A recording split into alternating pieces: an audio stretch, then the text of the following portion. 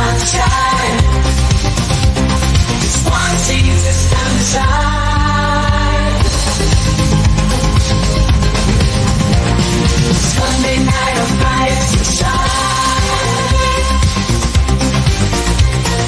Sunday night of rise to shine.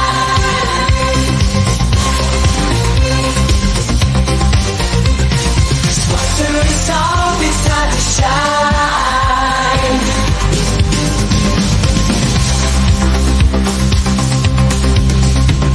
Squatch it's always time to shine.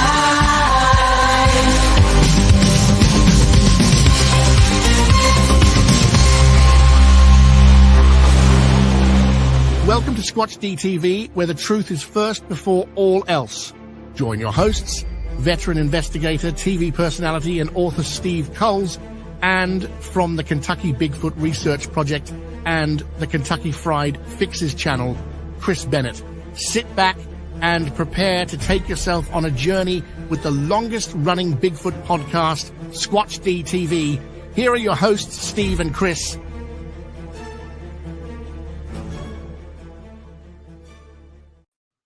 And good evening, cyberspace. Welcome to Squatch-D TV's Friday Night Bigfoot for today's date, September 20th, 2024. I'm your host, your guide, the Squatch Detective, Steve Both, along with my co-host, Mr. Chris Bennett. How are we doing down there, Chris? Hey, Steve, we're doing good, but it's been a rough week, but, that just makes us stronger. What doesn't kill us makes us stronger. That's right, we are here, so we must be stronger. Definitely stronger. Anyway, Bigfoot interrupted. Yeah, we're gonna do something a little different tonight because, we have something very interesting to show that yours truly collected last. I think it was Monday night, maybe. Maybe it was right. Was it Monday? Yeah. Well, it was the last day we did a show, which would have been Sunday. Sunday, maybe. So it must have been Saturday night. Last Saturday night, I collected this, kept this under my hat for Sunday. Did hint that we were going to be doing a UAP show after reading Lou Elizondo's book, which I still haven't finished. I still got like 20 minutes left, or I got like the last chapter left to read. Right. Good stuff. Absolutely. And I got to say, I did pick up a new book this week, The Kinderhook Creature by Bruce Hallenbach, who's been on our show before, all about the creature to the south of us here in Columbia County, New York, which is this would be a great read. Of course, I'm going to have Bruce John Hancock that for me this coming Saturday. Well, a week from tomorrow is the Whitehall Sasquatch Calling Festival. All right. September 28th. Of course, there will be a select few in this chat room that will be going up to the mountain with us. And I think everybody, just about everybody that's going is checked in. The only one missing is I know John from Sasquatch Wizard Adirondacks. And John, I did get your message. Haven't had the opportunity to respond back, but thank you so much. I am humbled by your kind words, and I hope your father is on his way to recovery. So let's keep our prayers still going for John's father. So hang in there. So anyway, I'm gonna have a fun show tonight, and we got something really cool to show tonight, which is as far as Bigfoot, no, Mick, I have not crossed over to the Portal Resort. This is completely a different phenomenon. So let me make that clear that there is a border wall between Bigfoot and Sasquatch going the entire length of the border, in my mind, anyway. Definitely, the reason why Bigfoot's interrupted is because the aliens have taken over for tonight. The quote unquote aliens. So we should have a grand old time. Anyway, let's do our roll call and chat Yeah. real quick. So first in tonight, of course, is Walter Kroll. Walter, looking good. I saw the pictures from your seminar this weekend. You're looking good, brother. Sandra Piper. Hello, Sandra. Jen, what's going on? The bouncer, and hopefully her office assistant is running around. Grasshopper, what's going on, Grass? Angel Nolan. Hello, Angel. Angel? Who else? Karen Fisher. Good to see you again, Karen. Karen? Mrs. Trackway. Ma'am, welcome. Trackway, good to see you. And, who else we got? Just there's Bill finding the Trackway. Patty Lindsley or Patty Lindsay. How are you? Good to see you again. Lady, welcome, and a member of our network as well. And for all our members, thank you so much. Brian and Chewy go hiking. Hi. Hello, Brian. And of course, a good pat on the head to Chewy. That's his constant companion and traveling partner. Yeah. Just Steve. Hello, Just Steve. Good to see you, sir. Steve. Mick is in the house Mick. as well. And let's see, we got everybody just about. Daniel Weeks. Daniel Weeks is in the house. And another Danny Staten is in the house. Hello. You get Sandra Piper. Did we get Sandra Piper? I thought we did. Sandra Piper. Hello, Sandra. Daniel, yeah. Daniel. Right. Very true.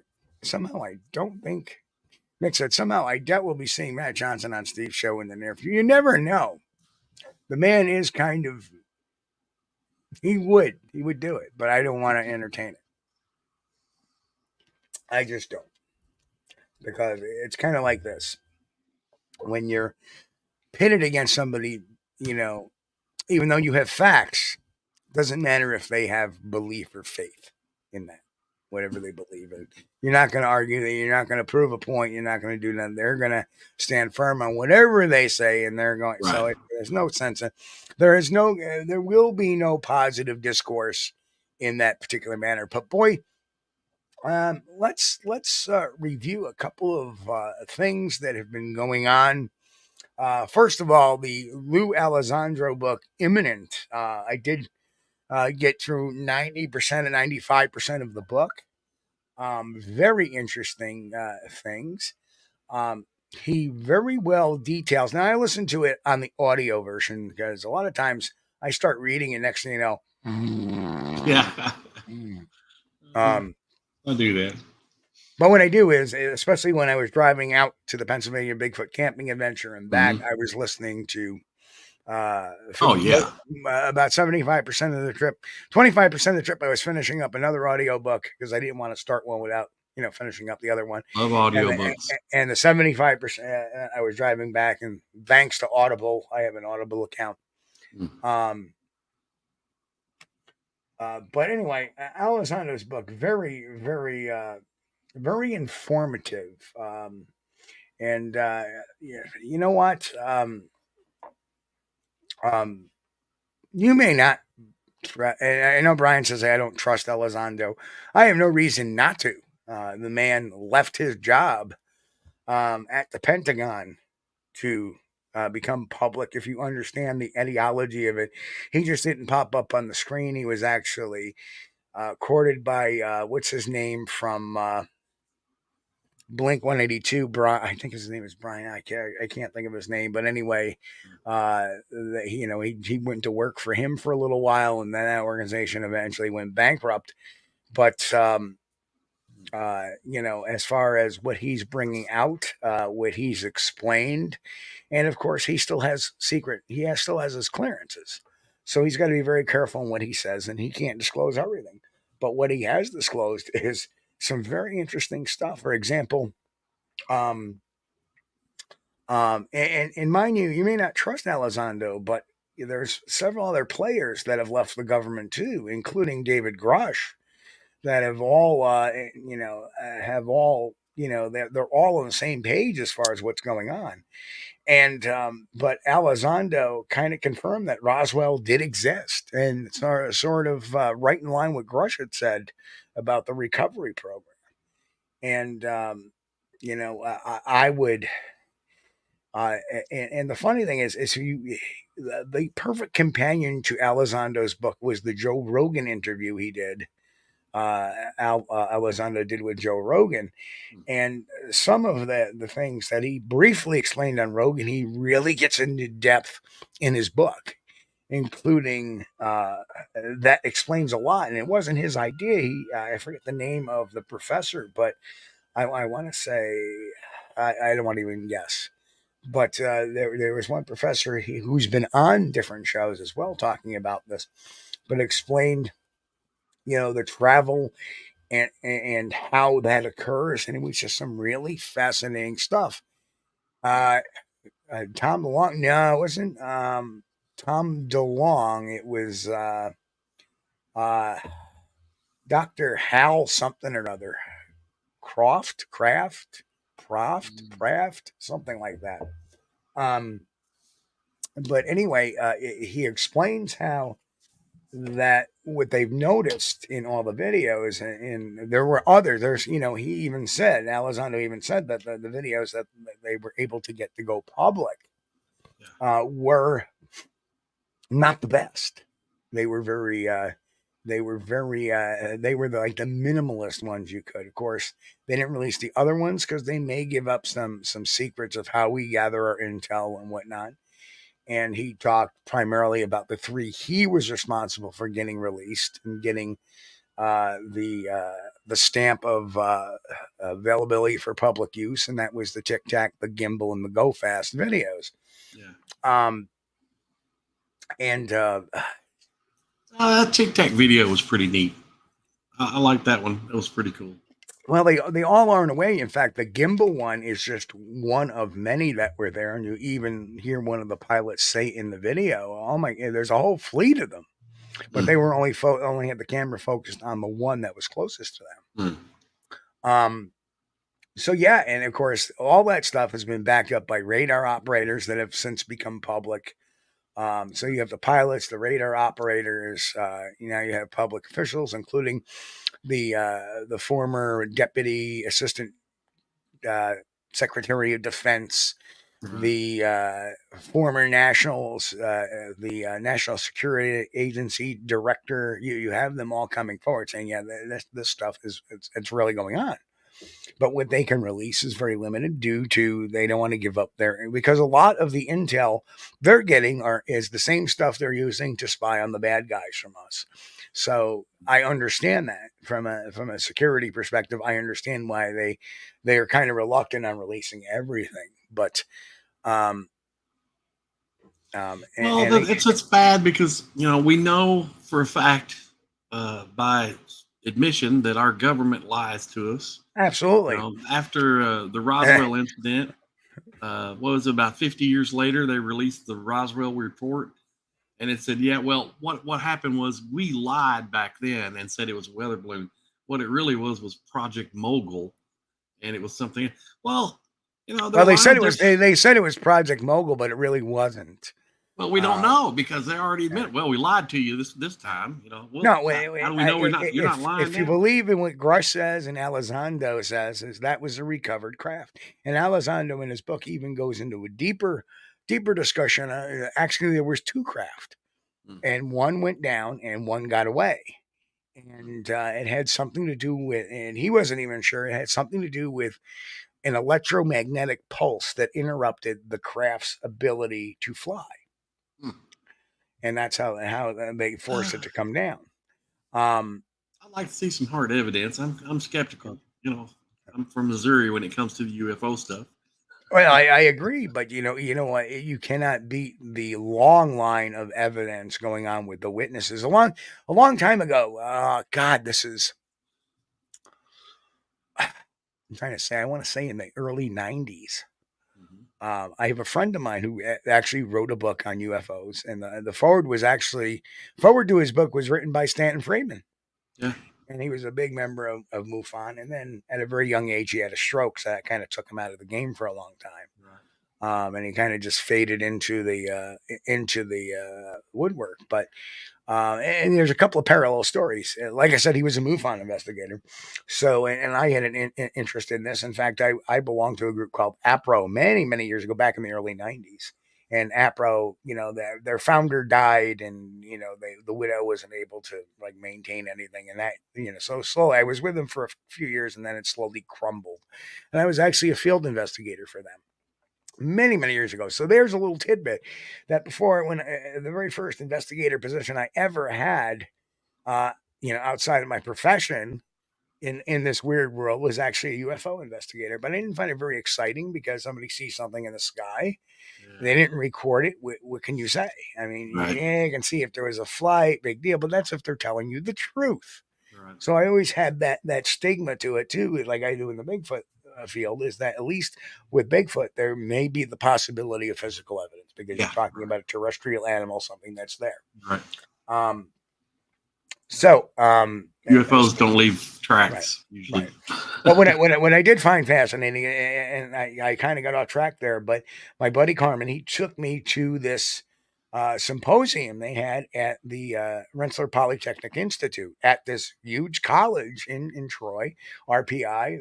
Their school nickname is the Engineers. Their main they have sent experiments on the space shuttle before and the like. They are known for producing engineers of all sorts. So they had a symposium with the author Kevin Randall, who is a retired U.S. Air Force captain, was in the reserves, was a pilot, and he interviewed a number of people back in the 70s and 80s that were involved with Roswell, including Jesse Marcel. And we got to hear the slideshows, and we got to hear the actual audio recordings of the interviews and stuff like that. It was a great symposium. It went on for about 4 or 5 hours. So it wasn't like this 1 hour program, one and done. It went on it was just him, and it went on for like 4 or 5 hours. And then afterward, there was a Q&A session. And then, we wanted to buy his books. We would, and I did.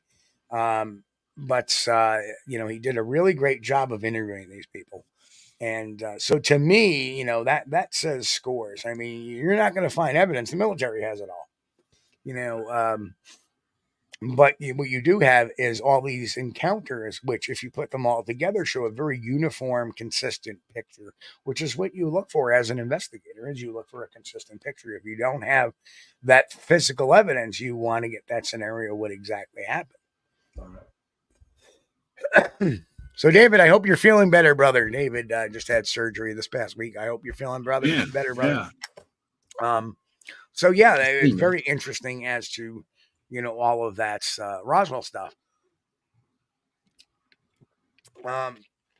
So that was kind of like one of the neatest things. And then eventually in 2011, I got to meet and go out to dinner with Stanton Friedman, which was really neat. Yeah, man, I'm so jealous of that, dude. I was tickled to death to talk to him. I think it was on Block Talk Radio. I was tickled to death just to talk to him and ask him questions on there. And Steve goes out and has dinner with him.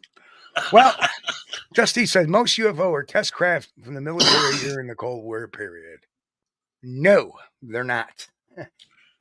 And that was something Elizondo brought. That's something Elizondo brought out.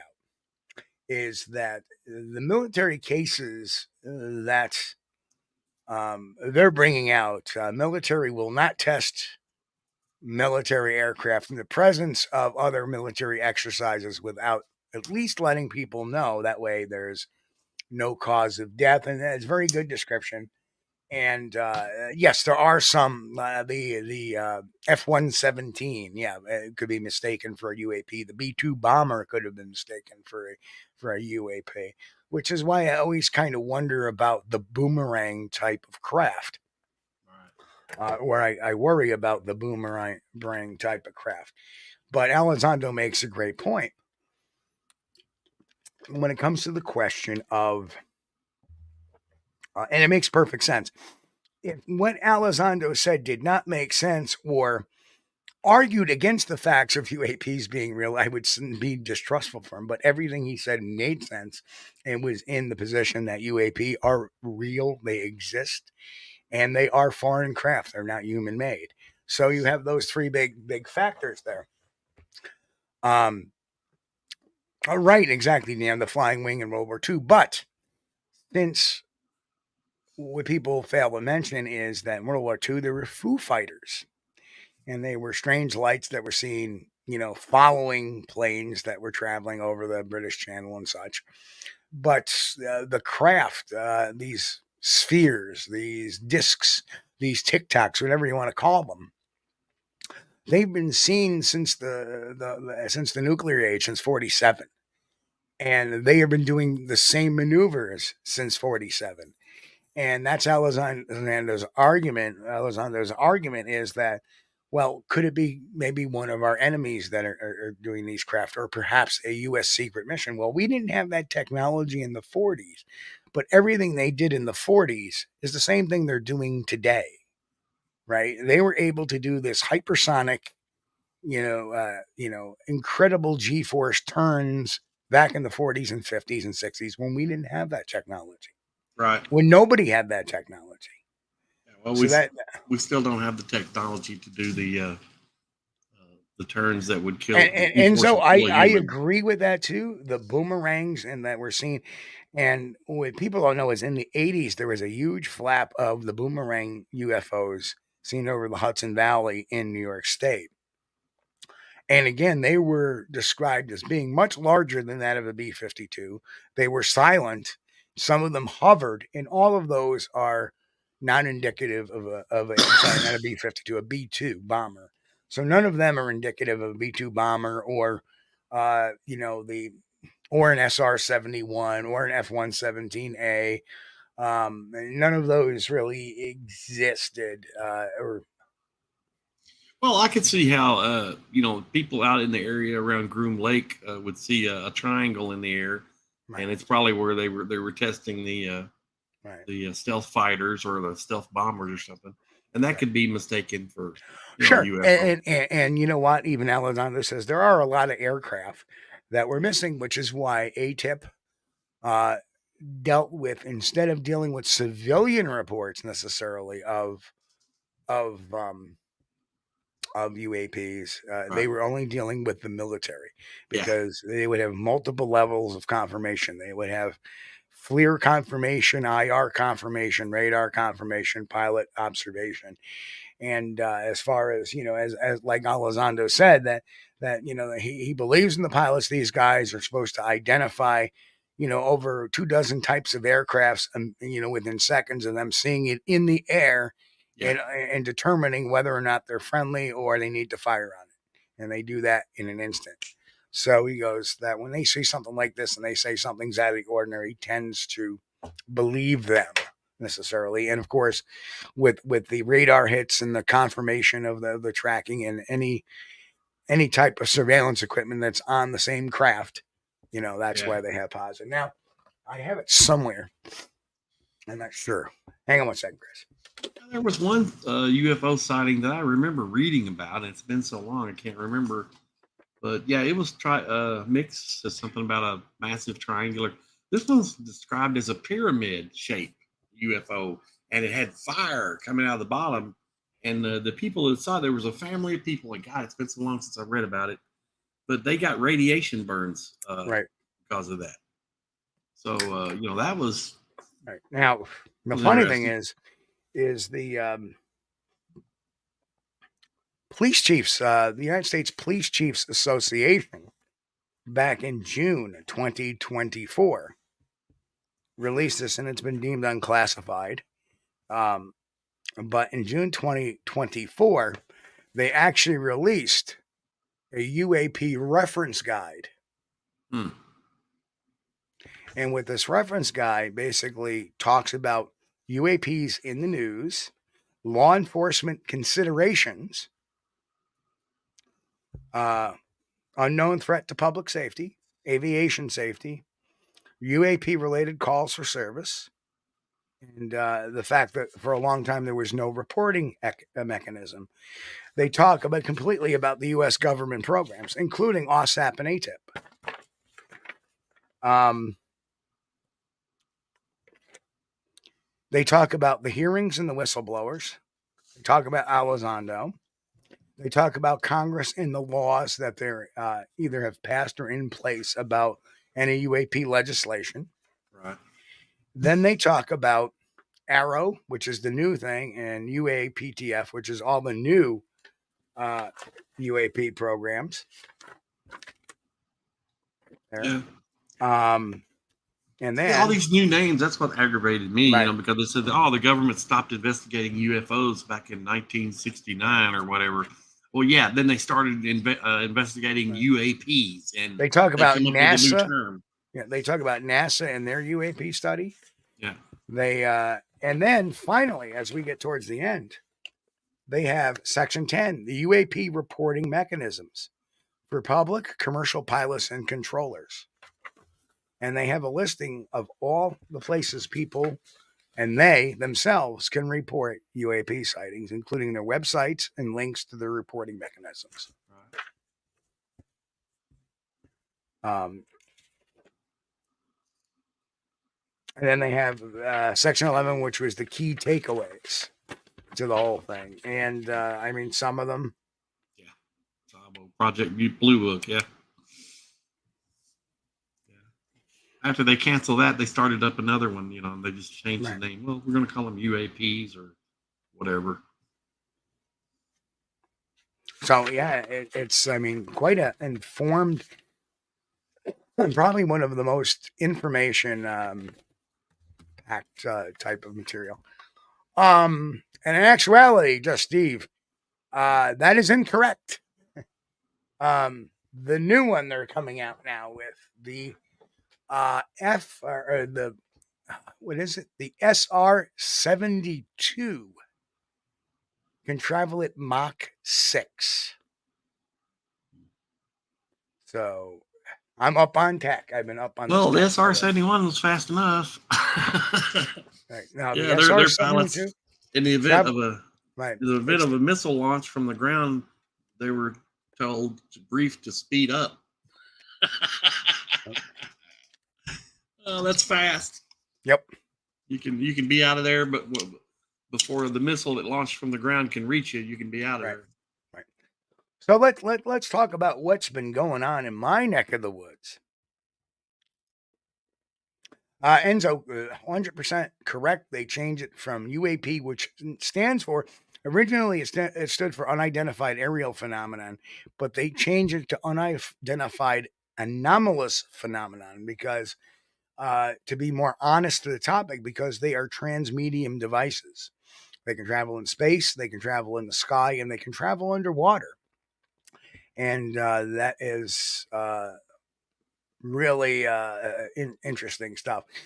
Russians have 8,000 miles per hour.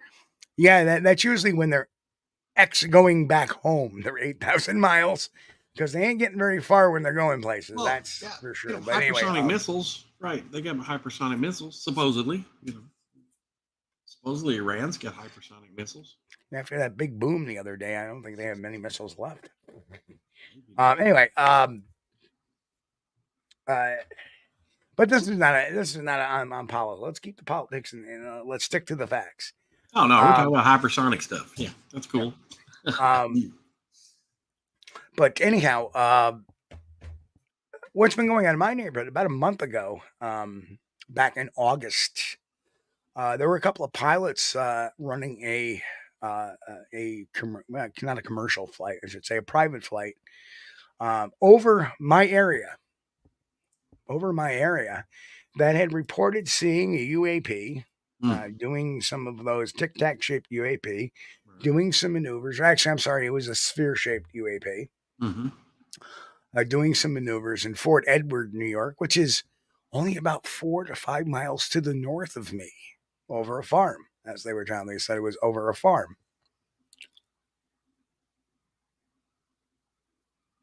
So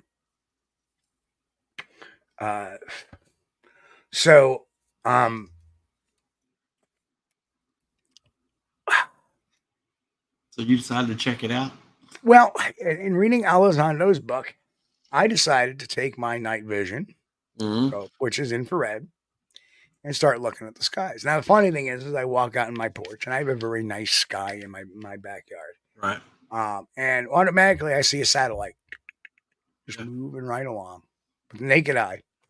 And I know what planes look like. In fact, from 93 to 97, I was an aircraft I was an aircraft crash rescue firefighter for the Albany International Airport.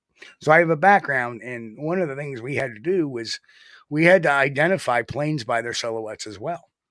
Because, and not only that, we had to identify like 737s and 757s, and we had to know the plane seat assignment, how they were laid out. We needed to know the number of souls on board. We needed to commit that to memory.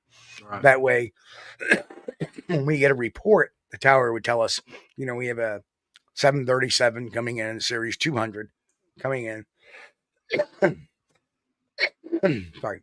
And a series 200 was the one with the narrow engines. Coming in with, 112 souls on board, which means, okay, that's a pretty full plane. They have a seating capacity of 125 plus 5 crew and 2 pilots. And you would have to know how much, they would tell you how many pounds of fuel they have on board, because a couple things. That plane crashed. You needed to know how much basically fire content there was. Number 2, you needed to know the seat configuration, because if you had to make entry into the plane, you need to know where the seats are to rescue people out of, right, where they would be. And that was one of the things we would learn there. Now, here's the interesting thing. And that's maybe not necessarily in thermal, but infrared. Because if you think about FLIR, which is thermal, that stands for forward-looking infrared. So it's still a form of night vision. So when you have a night vision scope, and anybody that has an NVG, just point it to the sky, you can see the stars there that aren't available to the naked eye. There they are. Oh, my goodness, because you're looking at a different spectrum. Right. And it's quite remarkable. So, and again, I don't know if this was naked eye, but what was going on. But last Saturday night, between 9 and 10 o'clock in the evening, I went out and I watched several satellites, very distant pin type, through the night vision, move and move and move. And then something caught my eye. And the amazing thing was, this thing was bright. It did not blink. And it actually, I have the direction of the way it traveled. And there, I have an approximate location of my home where I live. Right. I live right on the Hudson River, just about on the Hudson River. And it was traveling from north to south. And then it took a turn to the southwest. And the beautiful thing is, Chris, guess what? We caught that on video. Oh, yeah. So can we see it? Well, of course. That's what we've been leading up to tonight. Let me get over here and let's watch the video. And there it is. And you can see bugs flying around. You'll see things going by. Those are bugs. That is not a bug. And oh, that's not a bug. Yeah, that is not a bug. But there it is. No sound. Just moving along in the sky. Moving at a very high up. Moving at a pretty good clip. Now, I would think that would be a satellite at first, but it's not, because it actually begins to turn in a second or two. And it starts to, originally it's flying across. And as you can see, it's getting smaller now. So it was basically coming across the sky, and then it kind of made a right-hand turn away from me. And as it's going, and now it actually seemed to raise in altitude a little bit, but there it goes. And now it's flying away from me. Originally it was flying north-south. Now it's flying southwest. Well, that's cool. And there it goes. It's flying right up. So very interesting stuff. And no light, no flashing lights like you would see in a...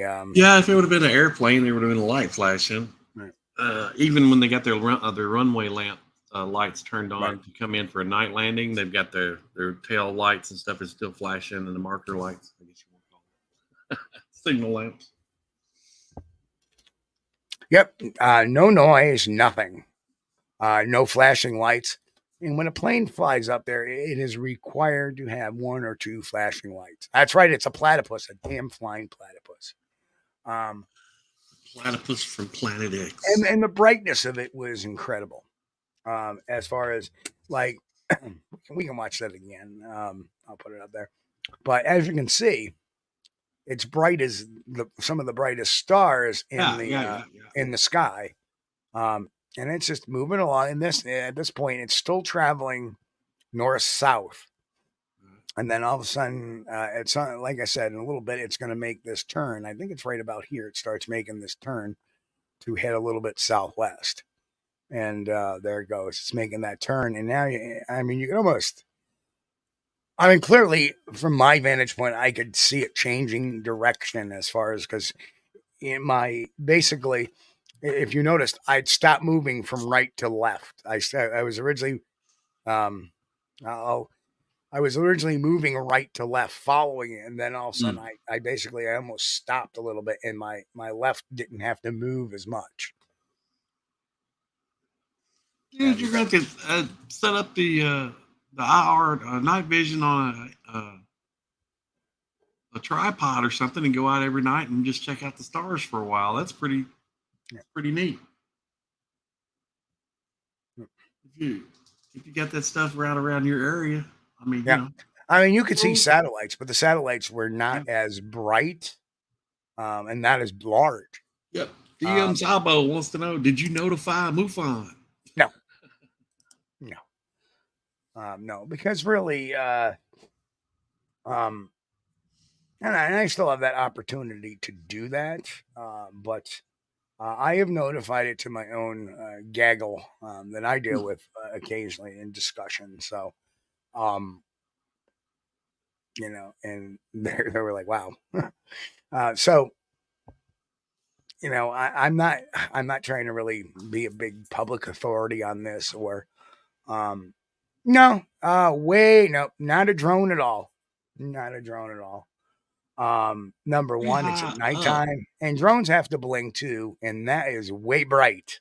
Drones, only have like these little LEDs on them, and you would hear it too. It would like, and up that high. Now you would not see somebody flying a drone, because that had to cover distance. That was, that had covered, a span of, 50 miles maybe in that period of time we were watching it. So, whatever that was, again, a drone would not have that kind of signature. It's spherical. It wasn't blinking. It was a solid color. Drones blink.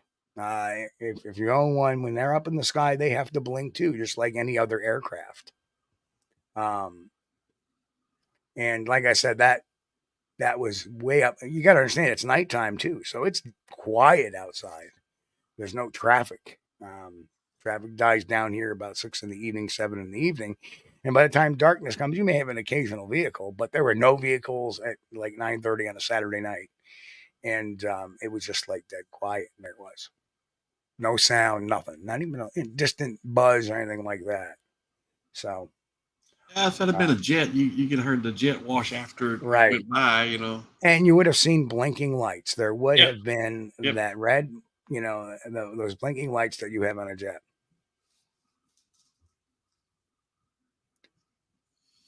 I don't know. I just I've seen lights in the night sky before that I didn't know what it was. Of course, I couldn't see. It does, but and Kaiju says it looks like it's passing something. It's exactly the same. Well, that's the amazing thing. You can see it closing the distance, and what you're seeing is a ball of light. You're seeing a sphere. You're seeing a ball of light. Not blinking, not moving, no noise, nothing. And that is way up there, way up there. I think I tried looking with my naked eye at one point, which is where you see that towards the end. You couldn't see it with the naked eye. Of course, that's another interesting thing. Is this, I couldn't tell you if this is visible through, because once I had it in sight, I was locked on. I wasn't moving my head or anything like that to change it. But that's not a drone. Definitely not a drone. There was no jerkiness to it. It was just a smooth making a turn. Not even would I have been happy if it stopped and changed course? Absolutely. But or come to a complete stop and then goes Right. up and down or something, left and right. Yeah, but the problem there, Kaiju, is satellites don't make a turn. Oh, okay, gotcha. Not saying that's right. And that's obviously that was my concern at first. Is that just maybe it's the space station, maybe, but it wasn't. I checked satellites at the time, and no, it would not. And the fact that it was traveling north to south originally, and then tails off to the southwest.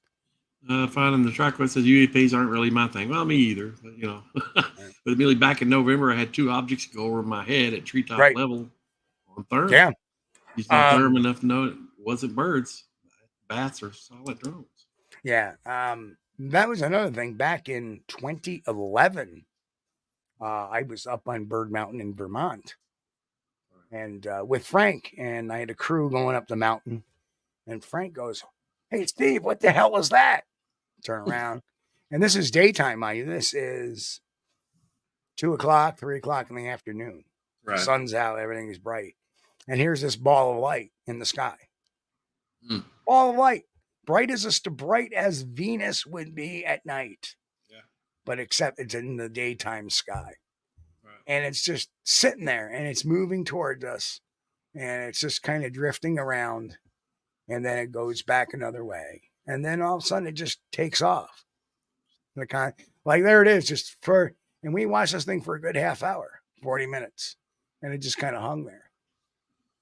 And I wonder if that could have been one of those chrome spheres, and then it just went right on. You were looking at it when the sun was And- hitting it. It looked like it's a light. Right. And off it went towards Rutland, and then it came back. But the amount of time, now mind you, that was 2011, so drones weren't really a thing back in 2011. Right. There were some, but and don't forget, most drones, unless they're military, can't really stay up for great lengths of time. Right. You may have a 15-minute battery or a 20-minute battery. You put it up, you look around in the air, you bring it back home. Even and think about it, even if you had a 40-minute battery, where the hell's that thing coming from? Right. The same with that one up in the sky. I mean, that was thousands of feet up, tens of thousands, if anything. And military technology, I doubt it. Yeah. That's the only thing. Could it have been a military thing? Yeah, maybe, but again, without the blinking lights, even military craft have blinking lights. Right. There's no blinking lights. You got to understand, aircraft have 2 forms of lights on them. They have their landing lights, which are very bright and directional in front of them. Right. And then you have, your marker light. So you're in the sky, other planes can visually identify that plane, and they flash. That's right. Usually the only time the aircraft have their landing lights on is when they're close to an airport. They're getting ready to come in. It's just like, turning on your headlights.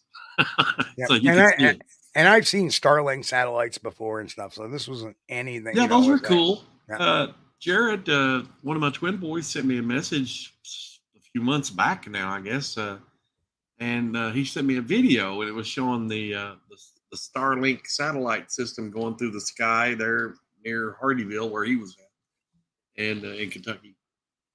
And we found out that it was Elon Musk had moved them because that night there was something going on with the sun.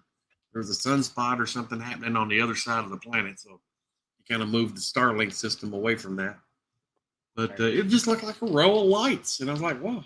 He said, "What is this?" I said, "I don't know." But we found out, it wasn't alien invaders. It was just. And Mick, Enzo is correct. Any deviation from a satellite would be near impossible to see at the ground level, because they have to make them very slight. Because if you move it 1 degree, by the time it's 1,000 miles away, that 1 degree is now miles from where it was. So the actual movement of the craft, moving a satellite, is in inches almost. Right. because those inches become yards, yards become, inches become feet, feet become yards, yards become miles. And that's what happens over distance. Well, when I was in New Mexico, I didn't really see anything. I saw some lights at night up in the sky, but since I was living near an Air Force base, the thought of it being a UFO never occurred to me, or because if they had the alert birds there, because Holloman is pretty close to the Mexican border, and so they've got some alert birds out there on the pad. If anything's coming towards the United States border, those dudes are in the air within just a matter of minutes, and so if those weren't scrambled, then it's probably nothing. Bill mentioned that, not to mention all the garbage. Yes, and the fact is that did I spot garbage in orbits? Yes, I did. There were a lot of much, much dimmer objects Yeah. that I had seen, but they were traveling in a straight line. And actually, they were traveling a lot faster, to tell you the truth. Like they were very small, very dim, and they were just one straight line. And then every once in a while, you'd see another one going the other way. And that's just space garbage. Or satellites. Get out my night vision binoculars. That sucker was bright and it made that turn. And it was large. I mean, it was larger than a satellite. Like you can tell, satellites are small and bright. The garbage is small and dim for some reason. Yeah. Even smaller. And good night, David. Have a good night. But yeah, the lights in the night sky, it's hard to really tell what it is. Right. So I thought that was really fascinating. We're going to keep digging. It's interesting. But yeah, I couldn't explain the daylight one that I'd seen in 2011.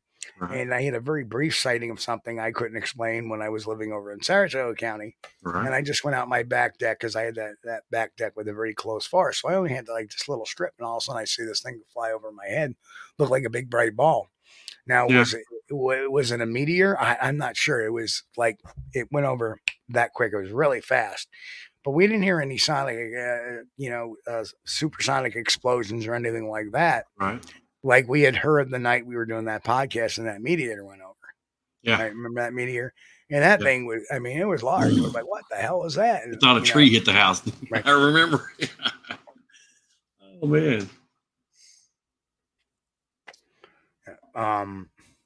Well, I saw in the early 90s when I was attending Western down there, a chrome sphere, a circular ball, up in the sky, just hovering there, not moving, no sound. And I thought, well, what the hell is that? I pulled off the side of the road. Well, another guy pulls off the side of the road. And we're standing there looking at it, and people are just driving by like they're oblivious to what's going on, right there. You just look up in the sky. There it is. And we were saying, what is that? I don't know. And we looked at it for a few minutes, and it shot straight up. Now, I have never been able to explain, what the heck that thing was, but it didn't have any engine. The only thing I could think of would be like a weather balloon, maybe was. But but it was perfectly round chrome, and that thing just shot straight up in the air. And at the speed it went straight up, man, I don't know. Right. I don't know. Balloons don't go up that fast. Yeah. I can't say it was from out of this world, but it was something different. Right. Chrome ball.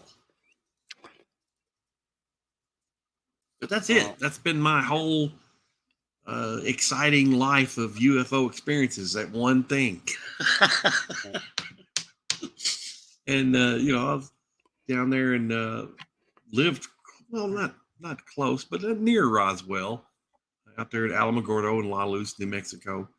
And I'd driven through Corona all the time because it's Corona's on Highway 54, and you jump off at Santa Rosa off I-40 and get on 54 South, and that takes you down to Alamogordo and over to Holloman. But the Roswell incident actually happened closer to Corona, New Mexico, rather than Roswell. And if you go down and Corona is just a wide spot in the road. I mean, they call it a town, but we're talking one service station, one store, and they close at like 8 or 9 o'clock. So if you get there late at night and you need gas, you're waiting until the morning until they open up. Right. But they got a cool motel there. It's a themed motel. Oh yeah, it's just an old motel, but they've redid the rooms, and you could stay in like they got an alien room. They've got a Hollywood theme room, and we stayed in I can't remember, the man cave, I think it was. Had a bunch of car stuff in there. It was cool. It was cool. Right. And it was cheap. Okay, I'm cheap, so 60 some bucks a night. I was like, oh wow, we got to stay there.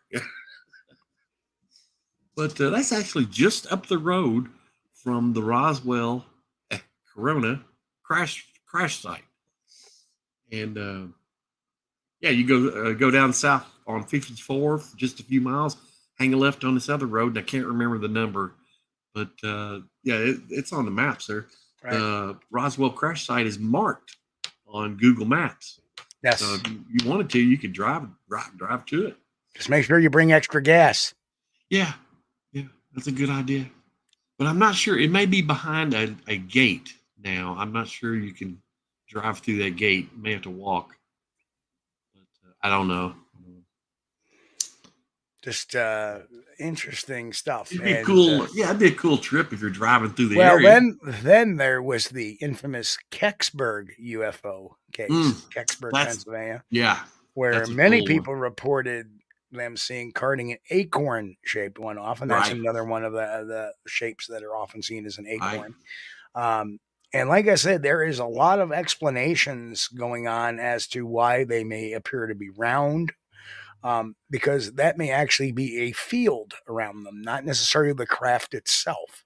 You know, as Elizondo said, that the professor had explained to him, like a lot of them are reporting seeing like cube items inside a round sphere or something inside those spheres. And or there's some kind of field around them a lot of times when they hit them with the forward-looking infrared. Yeah. Maybe not to the naked eye, but when they put the thermals on them and they put the infrared on them, they appear to have this one just looked like a chrome Christmas ball or something, you know. Yeah. Right. Yeah. No engine sticking out or anywhere, no sound. Right. Pretty cool. I'd like to know what it was. Yeah. And it's truly amazing. But watch the Rogan interview. That's right. And Friedman wrote his book instead about Roswell, he called it The Crash in Corona. That's right. It's closer to Corona, New Mexico. Really cool book. Absolutely. Yeah, I don't know what to say. It's a very interesting topic to me, and it's nice that some of that stigma is starting to come off because now they're admitting that, okay, these things are real. There are things we can't explain. And so people, you know, of course, now everybody's seeing UAPs everywhere and this, that, the other thing. And just like any other type of community, that's why I tend to focus on the military ones myself now.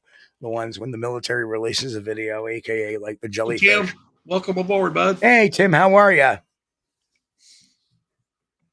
I'm skeptical. And Tim, usually we talk Bigfoot, but tonight we kind of went off script. So you came in a very weird day, but we'll be back to the foots on Sunday night. But I like the UFO stuff. I mean, I watched a lot of that stuff on TV, all the shows, anything to do with mystery, man. You know, I'm tuning in, but just not had a lot of cool. Pete H mentioned that I think the one there was Brazil one. Elizondo talks a lot about I forget the name of it in Brazil, where allegedly over 2,000 people were actually attacked. I say they were hit by something, and the craft caused a lot of injuries. And that's what kind of like he was kind of skeptical of all. And then he met this general who was telling, oh no, this happened. And he had seen the files and some of the videos and some of the stuff that made him change his mind. Now, those videos have not ever been made public. And he will admit that some stuff I've seen that nobody else is going to see for a long time. You know, man, I'm really skeptical of anything comes out of like Central or South America too, because like when they had those alien mummy things that looked like Well, made out of that was things made out of Mexico. That was Mexico, but Brazil has taken a much more serious look at it. And you got to understand, Brazil is the largest country and has the largest military in South America. So you got to kind of remember that too. And they kind of, for a long time, were modeled after us. Yeah. So, thank you, Enzo Colares, Oh, okay. Brazil. You know, I read some of the UFO books, and one of them talked about an incident in Mexico. Check out Colares. I mean, Knapp and Corbell had one of the actual UAP investigators who investigated the Colares incident. So there's a lot what that investigator is saying and Elizondo is saying, and it all matches up and makes perfect sense. There's like, cool. and that as an investigator, that's what I'm looking at. I'm looking for stories that seem to run in parallels, which, you know, if we go back to the Hieronymus, what's his name? Philip Morris story in Greg Slong's book, they don't seem too parallel. No, right? Man, they're all not very all over parallel, the place, all over the place, right? But you look at this Corbell sighting, the Corbell testimony they got off this researcher and stuff that Elizondo saying in the book, and everything seems to be in lockstep with one another, which is a good thing. Because you have one guy in the private sector finding out this stuff, you have another guy in the military sector finding out this stuff, and they're all in lockstep. And the same thing with Roswell, the same thing with Kecksburg, the same thing. Right down the line, everything seems mostly in lockstep. Yeah. Where it becomes. I would like for our government to come out and fess up and tell us what exactly happened in Roswell. Well, Elizondo is in agreement with that too. It's been long enough. Yeah. You know. But you see, what ends up happening is this: is if we start saying we've recovered craft. You know, if the government officially said that, now all of a sudden that's going to start a whole nother series for Cold War. China's going to want in on it. Russia's going to want it. Yeah. There's a lot of political and national defense ramifications of all of this. So that you know, because there's technologies that could be stolen or reverse engineered off these things possibly. Yeah. Well, you know, I've watched some of those. The one Jesse Marcel was talking about, I think it was Jesse Marcel, that Roswell is where we got like night vision and where we got the semiconductor chips, right, and stuff like that. But that's some of the allegations. Yeah, you know, and Elizondo has some thoughts on that too. But I know one thing. Back in those days, even in the 50s and 60s, our technology was like we still had tube type TVs. Your car had ignition points type ignition, and you know, all of a sudden, sometime in the late 60s, early 70s, we started getting advanced really fast, and it's all due to the microchip and the silicon semiconductors. Well, if you think about it, you know, 125 years ago, we weren't even flying, right? A weather balloon got trapped in some swamp gas. Yeah. I was going to say, how about a weather balloon filled with swamp gas? Well, I think that's going to be it for tonight's show. We've been at our hour. Well, this has been interesting. I've really enjoyed that video, Steve. That was pretty cool. That's interesting. So, if anybody, like I said, watch that Joe Rogan interview with Lou Elizondo. It's 2.5 hours long. It's really a good one to watch. And you know, his book is phenomenal.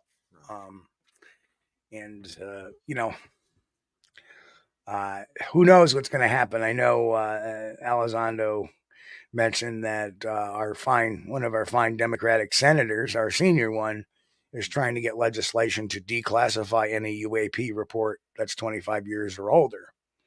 It originally got shot down the first time, but we'll see what happens. That's weird.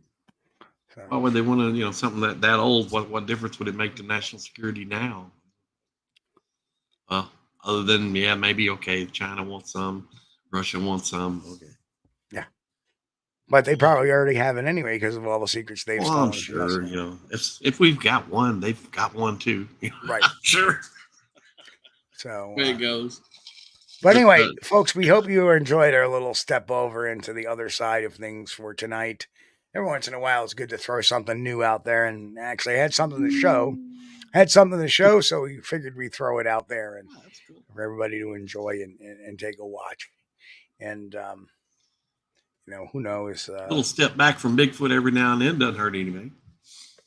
But, I don't know if we're going to be doing a show next. Well, maybe we will do a show next Friday, too. I'm sorry about Wednesday night. I was planning on doing a show Wednesday night. I just was not feeling all that great Wednesday and had a lot to do. And, because I did go to another doctor's appointment this week. And now I'm going to start going to physical therapy, which is fine. I'm good with that. But I didn't feel good either, Steve. We just got back from that tractor driving. Yeah, so it wasn't really a good day for either one of us. But we will be back Sunday night and probably the following Wednesday, Friday, and then we got the Whitehall Sasquatch Calling Festival on the 28th, which is just 8 short days away. And I look forward to seeing a lot of you that several of you that are out there in our YouTube channel coming on out. But if you're up that way, come on out. Say hello, introduce yourself, and we're gonna have a good time. That's always one of my funnest events of the year. So, and then I have another one in October over at Viaport Mall. Well, that one's pretty good too. So, but anyway, folks, we appreciate y'all being here. Chris, do your thing, Chris. Yeah, I want to thank everybody for joining us tonight. We appreciate you guys, and we're thrilled and honored to have you. That you would want to hang out with us. I mean, it means so much. It really does. And we appreciate each and every one of you. If it's your first time viewing and you hadn't subscribed already, punch that button and smash the like button on the way out. If you like what you see, consider joining our membership. We put out some pretty cool stuff every now and then. And, I did notice that Kaiju had asked the question, have I ever seen orbs in an investigation, kind of off topic? And, I have. Not quite sure what they were. I wouldn't even say it was even Bigfoot related. It was completely unrelated because there was no Bigfoot that night, but there was some orbs. So, who knows? But anyway, we will see you all Sunday night, 9 p.m. Eastern. Everybody have a good Saturday. We'll see you all in a couple of days. And guys, try not to rattle, try not to blow up the planet in those couple of days. We love you guys. We'll see you all in a couple of days. We thank you for being here with us on Squatch-D TV. If you haven't taken the time yet, please hit that like button and subscribe to the channel. And oh yes, hit that notification bell too. We don't want you to miss anything. If you really like our content, you should consider becoming a member, and it's really inexpensive and a great way to support not only the show, but honest Bigfoot research. Everyone have a great week. Be safe and God bless. We will see you all here next time on Squatch-D TV. Keep on squatching.